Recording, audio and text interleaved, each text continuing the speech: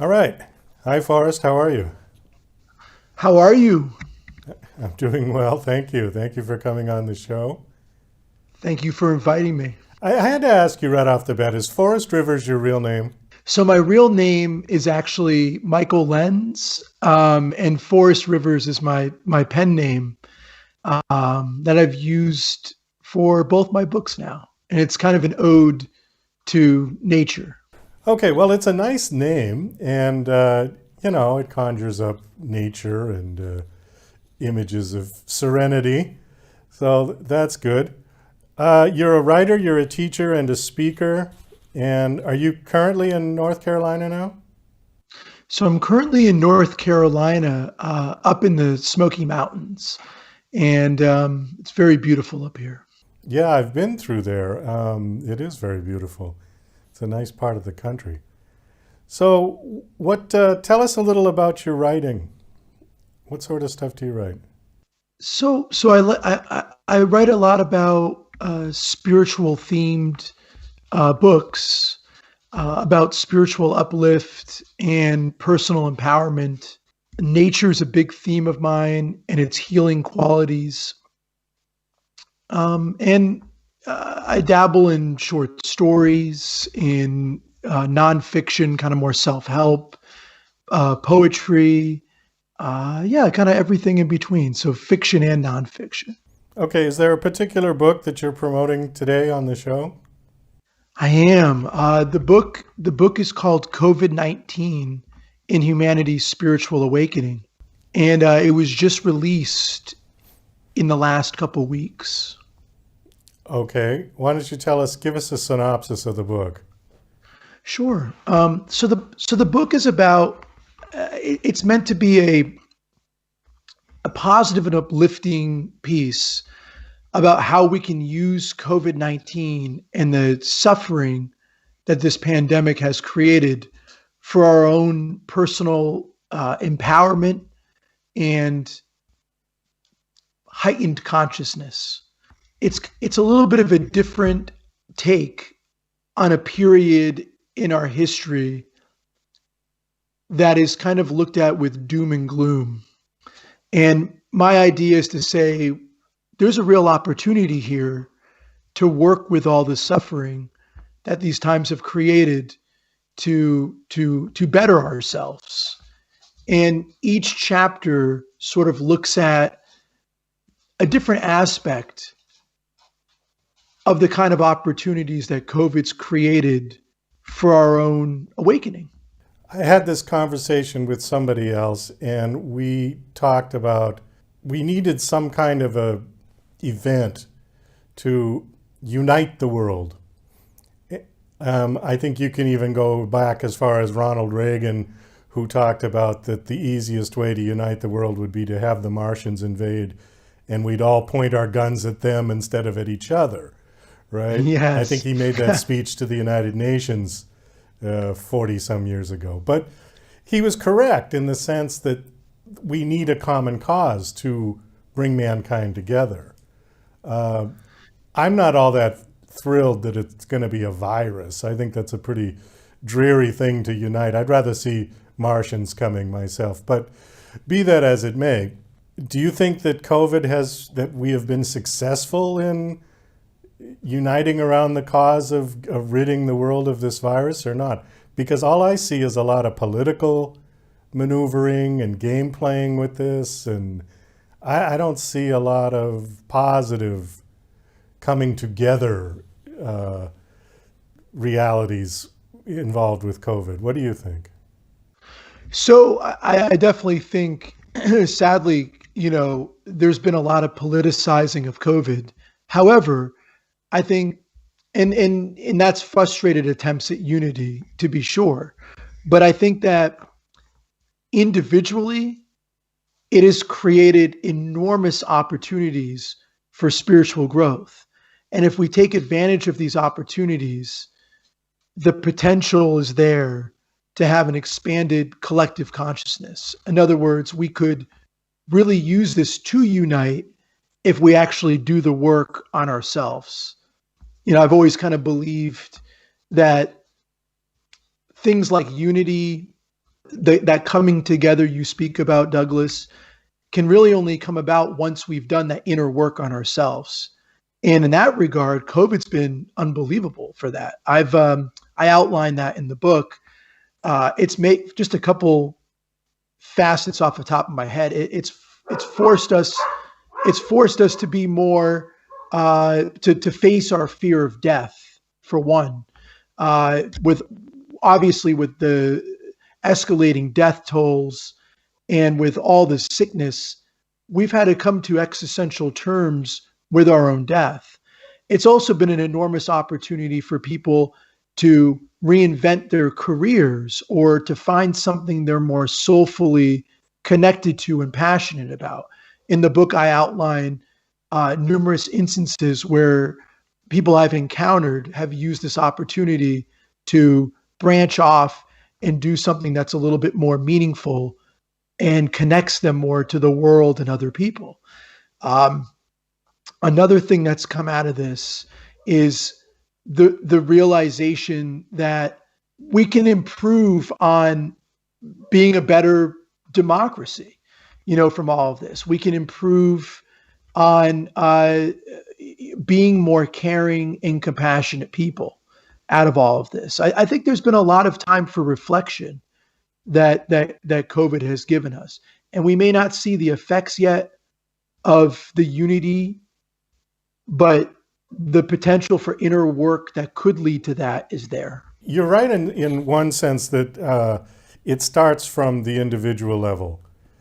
And I think that this pandemic has certainly exposed the mass of the world to the sort of fragility of life and the fact that, anything can come along and kill you. And while you're busy worrying about the most trivial things that people tend to worry about, it might help them to redefine their terms, saying, you know what, maybe I should not worry so much about that and worry more about my family, my children, things that are close to you, things that matter. It's given us more gratitude. Yeah. It's helped a lot of people. I talk about this, reprioritize their lives and realize that, while obviously our jobs are important and having enough money to get by is important, that's not all there is in this world. It's made us acknowledge, like you said beautifully, that life is fragile. It's beautiful and it's precious. And, the opportunity for that gratitude has been presented through this. I hope so. I hope that at least people can see that. I'm not sure that a lot of people are looking at it that way, but you know what? Maybe your book will help. To help shed some light on that. Yeah. I hope so. I'm hoping to kind of shift, add some light to it, shed some light on that, and to shift the narrative of how we look at COVID. How's it affected you personally, COVID? So how has it affected me personally? Well, for one, like many, I was when COVID hit, I went to total virtual teaching. So it's been a little bit of a trip going from teaching face to face. That's my to more virtual lessons. And so my day job, which was I teach as a college professor. My day job, I've been home, teaching on Zoom. And I also know a lot of people who have gotten COVID, and I've been fortunate not to have gotten it myself, but I know quite a few people who have come down with it. And I've sort of seen that, been exposed to that, seen some of the, suffering that it's caused people. And like many people have experienced that.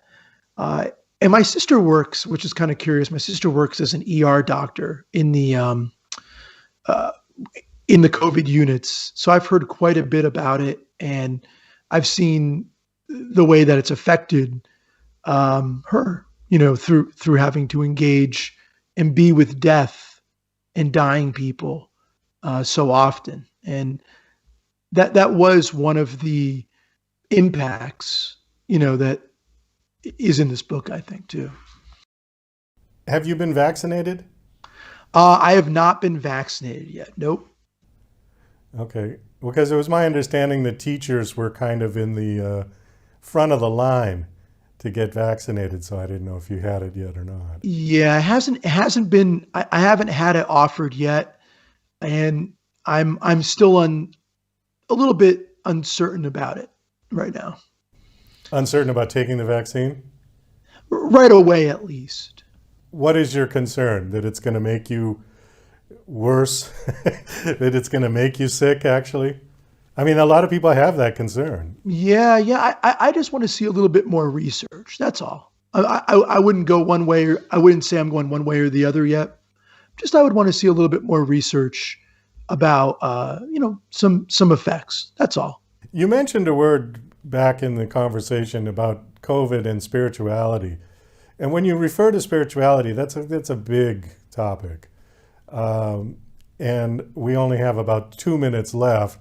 So I want to see if we can do a 2-minute a 2-minute version on spirituality. But I believe what you're referencing is what we were talking about, is that with COVID, it's going to give people a chance to sort of reflect on their life, to sort of maybe reprioritize what they think is important and what they think is not, and maybe give people a little bit of insight as to, I don't want to use the word the afterlife, but it's the only word I can think of right now. Yeah, Because you could use the term the afterlife, the greater reality, the things that go unnoticed in our physical kind of plane of consciousness.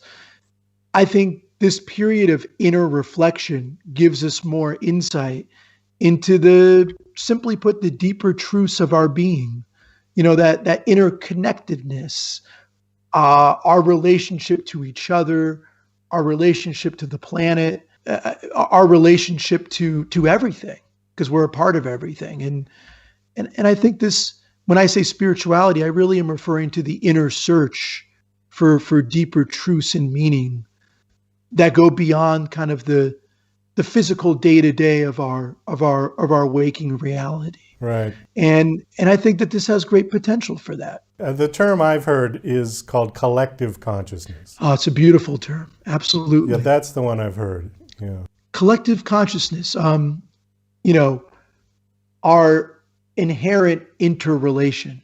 Right. And actually, depending on who you talk to, it's not even restricted to just human beings. It's human beings with other life forms like dogs, cats, trees, nature, the earth, everything. It's all connected. And I believe it all is connected. I think that spark of spirit is in everything. And this event, as I see it with COVID, was to awaken us back into that living spirit or deeper essence. Well, let's hope we get some sort of a positive finale with this. And I use the term finale in hopes that this thing goes away and we can get back to our life, because it really has messed up people's lives, particularly with the people that I associate with who are performing artists. I mean, they've had their lives turned upside down because of this. Well, I mean, the suffering, there's no doubt the suffering, Douglas, is very real. And a lot of people have been affected, whether it's job loss or death, or as you were mentioning with performing artists, their livelihoods. I mean, it's created a lot of suffering, but we can work with that suffering, and not to minimize it at all, but we can work with that suffering. And that's kind of the message I really tried to communicate in this book. Okay, great. We do have to wrap this up. Do you have a website that you want to give out so people can check you out, check out the book? Yeah, absolutely. So the book, COVID-19 and Humanity's Spiritual Awakening, it's available on Amazon right now, both an ebook and a paperback. And you can also check me out on my personal website, www.forrestrivers.com. And on that website, you can also check out my blog. I have daily writings on there that are meant to inspire. Okay. Thank you so much for coming on the show and sharing your message and your book, and best of luck. Thank you so much, Douglas, for having me.